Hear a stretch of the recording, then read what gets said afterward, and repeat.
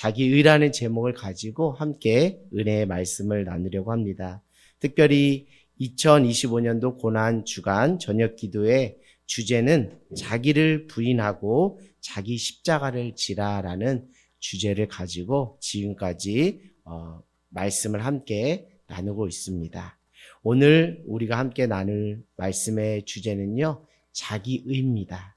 자기의를 어떻게 십자가 앞에서 깨트리고 부인할 것인가 라는 주제를 가지고 함께 은혜의 말씀을 나누려고 합니다. 오늘 한 가정에서 일어났던 이야기를 우리가 보고 있어요.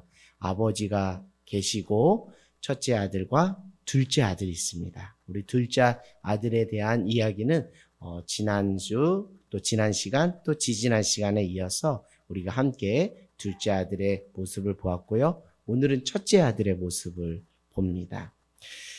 여러분, 우리가 이 가정에서 일어나는 이 이야기가 비단 성경 안에만 있는 이야기가 아니라 우리에게 여전히 일어날 수 있는 많은 일들입니다. 대부분 가정 안에서 일어나는 많은 갈등의 요소를 복합적으로 이렇게 축약해서 다루고 있는 말씀 본문이라 해도 과언이 아니라고 생각해요. 형제들 간의 갈등과 다툼, 부자지간에 또 부모 자식 간의 갈등, 가족 간의 갈등이 왜 일어나는가, 여기서 그 원인을, 이유를 또 찾아보아도 무방하겠다라는 생각을 해보게 됩니다. 우리가 살아가다 보면 때로는 우리가 첫째 아들의 포지션에서 우리가 몸부림치면서 살아갈 때도 있고, 또 때로는 둘째 아들의 모습 속에서 우리가 몸부림치면서 살아갈 때가 있고, 나 한 사람의 인생과 그 인격 안에 첫째 아들의 모습과 또 둘째 아들의 모습이 섞여 있는 경우가 있어요. 결국 오늘 이 말씀을 보면서 이것이 우리의 문제구나. 이것이 우리 집안의 이야기일 수 있구나. 이것이 내 인생 가운데 풀어야 될 숙제구나라는 생각을 하시고 여러분들이 이 말씀을 따라와 주시면 좋겠다라는 생각을 합니다. 우리 지난 시간까지 둘째 아들을 통해서 우리 안에 있는 자기애 또 자기 연민을 어떻게 십자가 앞에서 깨트리고 부인할 것인가에 대해서 귀한 말씀으로 은혜를 나누었습니다. 오늘은 어떻게 하면 우리 안에 있는 자기의를 깨트릴 수 있을까라는 차원에서 말씀을 드릴까 합니다.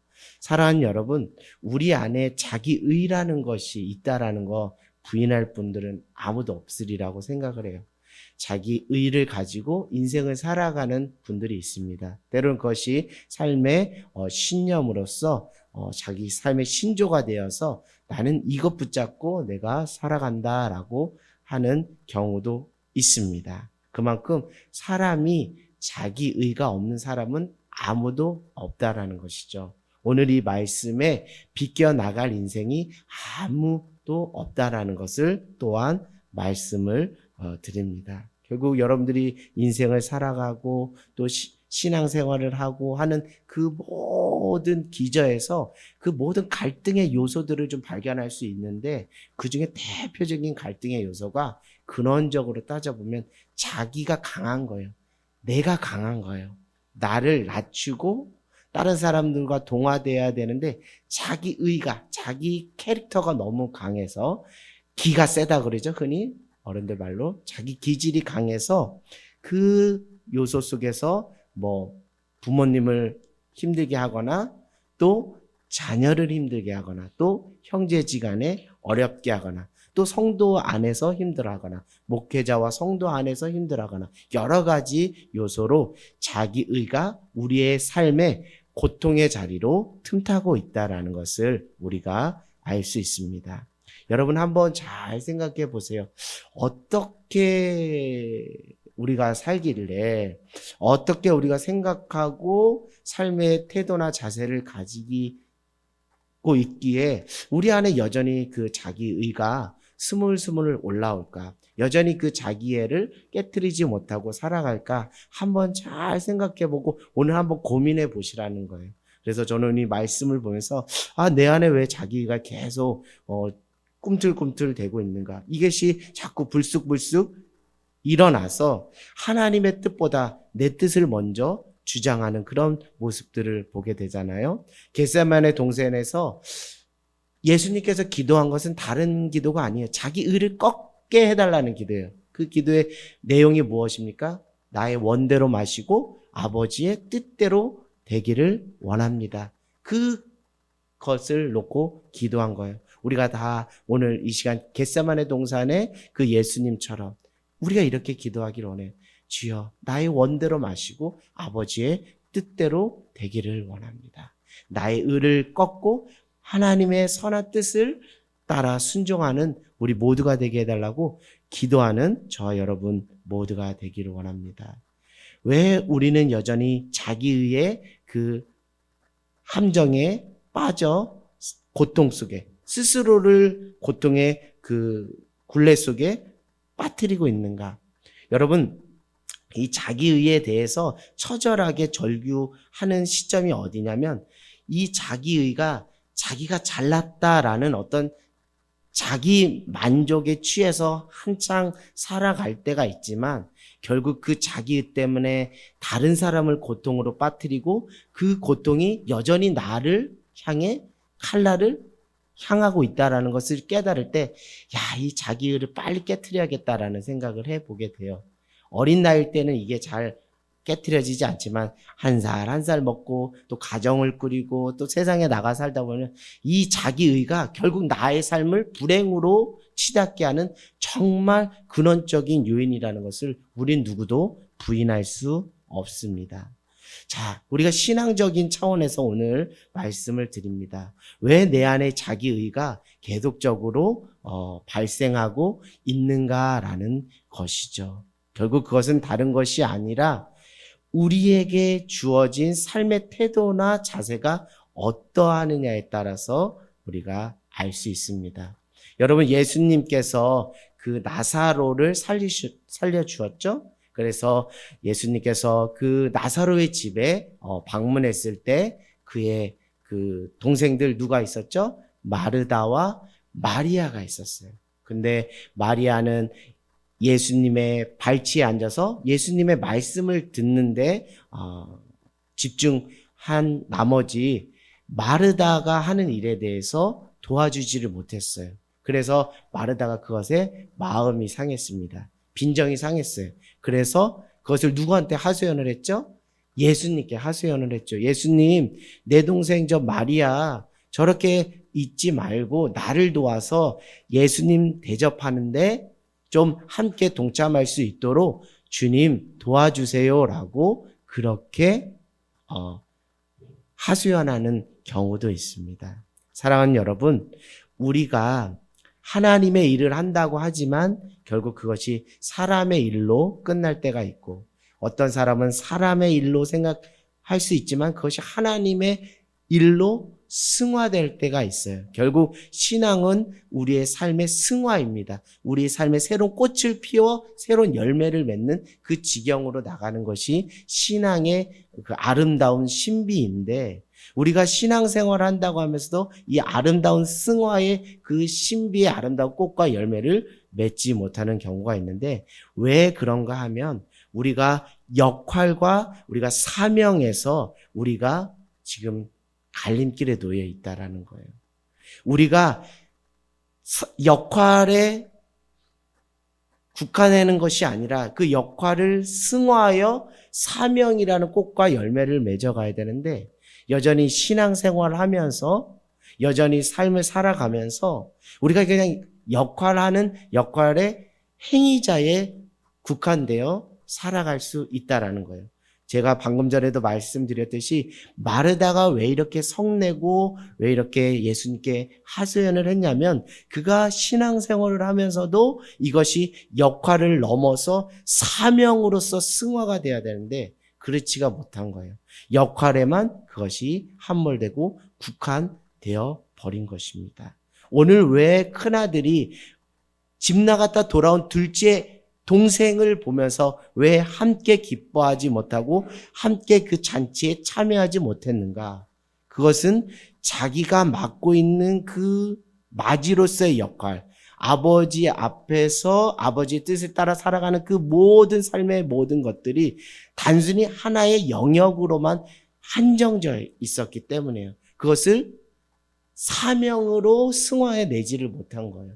그러다 보니까 그 큰아들의 생각 속에는 내가 얼마나 큰 역할을 했는지, 내가 얼마나 수고를 했는지, 내가 얼마나 많은 것들을 우리 집안을 위해서, 우리 아버지를 위해서 내가 얼마나 희생했는지 하는 자기 지분을 챙기려고 하고 자기 보상의 욕구가 생기는 거예요. 왜 그런가 하면 여전히 우리의 삶의 태도나 자세가 역할에 함몰되어서 하나님이 맡기신 그 사명으로 그 깊은 지경으로 들어가지 못하는 거예요. 결국 사람의 일로 생각을 하는 거예요. 하나님의 일을 생각하지 못하는 거예요.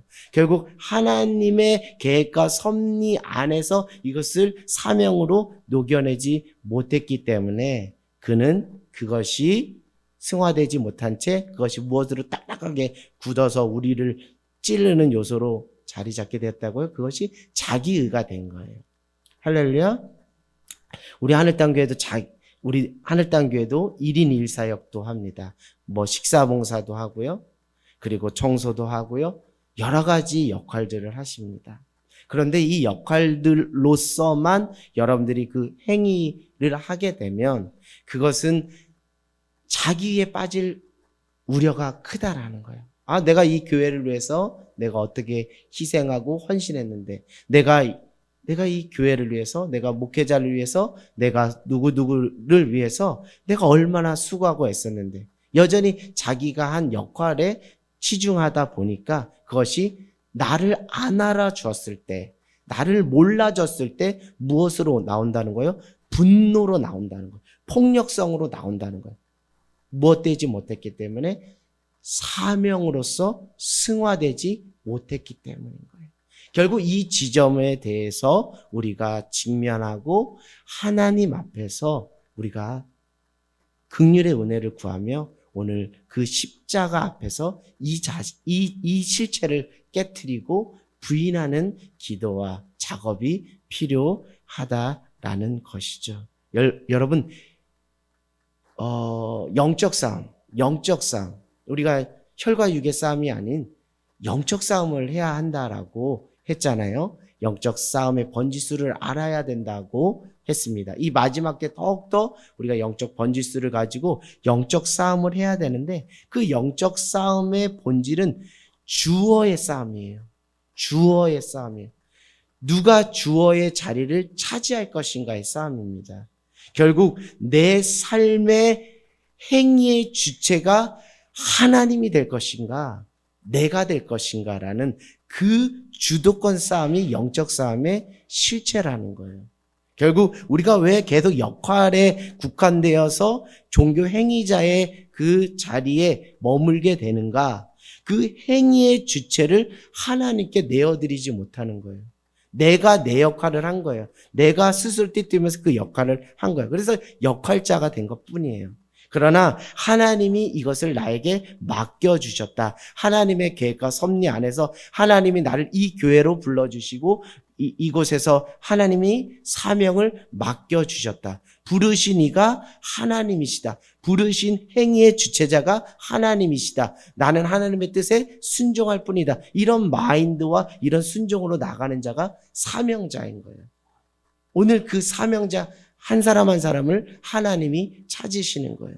결국 무엇이냐? 자꾸 내 안에서 내가 자꾸 올라오는 것은 주어 싸움에서 자꾸 하나님이 주어가 돼야 되는데, 행위의 실체의 주체자가 하나님이 돼야 되는데 자꾸 내가 그 자리를 삐짓고 들어오기 때문에 나는 하나님의 일을 한다고 하지만 결코 그건 하나님의 일이 아니라 사람의 한 역할에 국한시키는 안타까움을 초래하게 되는 거예요.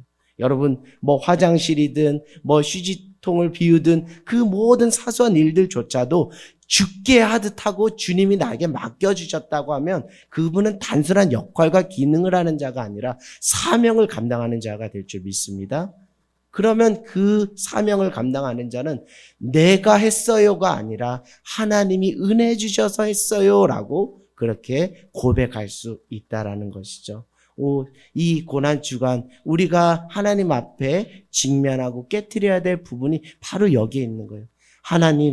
하나님, 여전히 내 삶의 주인이, 여전히 내 삶의 행위의 주체자가 제 자신이었습니다. 저는 하나님의 일을 한다고 하면서도 하나님의 영광이 아닌 저 자신의 영광과 사람들의 인정에 목말라서 그렇게 살았습니다. 저를 불쌍히 여겨주시옵소서. 이것을 십자가에 깨트리고 이것을 못 받기를 원합니다. 라고 하는 것이죠.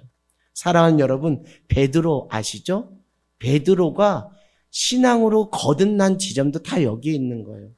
다른 제자들은 다 주님을 부인할지 몰라도, 다 떠날지 몰라도 저는 죽을지언정 주님을 부인하지 않겠습니다. 행위의 주체자가 누구예요? 호언장담했던 행위의 주체자가 누구예요? 베드로 자기 자신인 거예요. 그것은 온전할 수 없고 오래 갈 수 없고 완전할 수가 없습니다. 결국 예수님이 십자가에 달려 돌아가실 때 가장 먼저 도망간 자가 누구예요? 베드로인 거예요. 닭이 울기 전에 힌트까지 다 주셨잖아요. 닭 울기 전에 너가 나를 3번 부인하라. 그 말까지 했는데도 행위의 주체자가 하나님의 말씀, 하나님이 아니니까 자기 스스로 띠를 띄우는 그 역할에 국한되다 보니까 결코 하나님의 뜻에 순종하지 못하고 자기 자신을 꺾지 못하고 닭 울기 전에 예수님을 3번이나 부인했던 거예요. 완전히 실패하고 완전히 나락쳐서 이제 나는 예수님의 제자로서 내가 얼굴 들고 다닐 수 없다라는 그 죄책과 수치심에 짓눌려서 살아갈 때 부활의 예수님이 그에게 찾아서 함께 식사하면서 이렇게 말해요. 요한의 아들 시몬아, 내가 나를 사랑하느냐. 3번 물으시잖아요. 그랬더니 제가 주님 사랑하는지 주님 아시잖아요. 제가 차마 이 말씀 드리긴 뭐하지만 제가 주님 사랑하는지 주님 아시잖아요. 그랬더니 예수님 말씀이죠. 내 양을 먹이라, 내 양을 치라. 비로소 사도 베드로는 사명자가 된 거예요. 그동안은 하나님의 일을 한다고 열심을 냈지만 사명자가 아니라 역할자에 국한돼서 자기 의에 빠져 있었던 거예요. 그러나 자기가 실패하고 자신이 바닥을 쳤던 그 순간조차도 하나님은 여전히 한 인생을 포기하지 않고 그에게 사명을 맡겨주시니까 내가 하는 것이 아니라 누가 맡겨서 해주시는 거다? 하나님이 맡겨주신 것이다. 내 역할을 하는 것이 아니라 하나님의 사명을 감당하는 것이다. 그러니까 사도 바울이 그러잖아요. 내가 많은 사도들보다, 많은 사람들보다 많이 하나님의 일을 하지만 이것은 내가 하는 것이 아니라 내 안에 부어주신 하나님의 은혜로 말미암아 하는 것입니다. 나의 나된 것은 다 하나님의 은혜입니다. 이렇게 고백을 하는 거예요. 이것이 무엇입니까? 역할을 하고 열심을 내는 그런 것이 아니라 하나님의 계획과 섭리 안에서 사명을 뼈저리게 깨달으니까 나 같은 죄인에게 맡겨주신 것 그 하나만으로도 감사하고 어떻게 하면 하나님의 은혜에 보답할까라는 그 지점으로 나갈 수밖에 없게 된 것이죠. 사랑하는 여러분, 여러분의 삶의 주인은 누구십니까? 하나님 되기를 원합니다. 그리고 하나님 맡기신 그 사명을 다시 감당하기를 원하고 회복하기를 원해요. 지극히 작은 거 하나라 할지라도 하나님이 맡겨주셨기 때문에 하나님의 영광을 위해서 감당하는 저와 여러분 모두가 되기를 원합니다.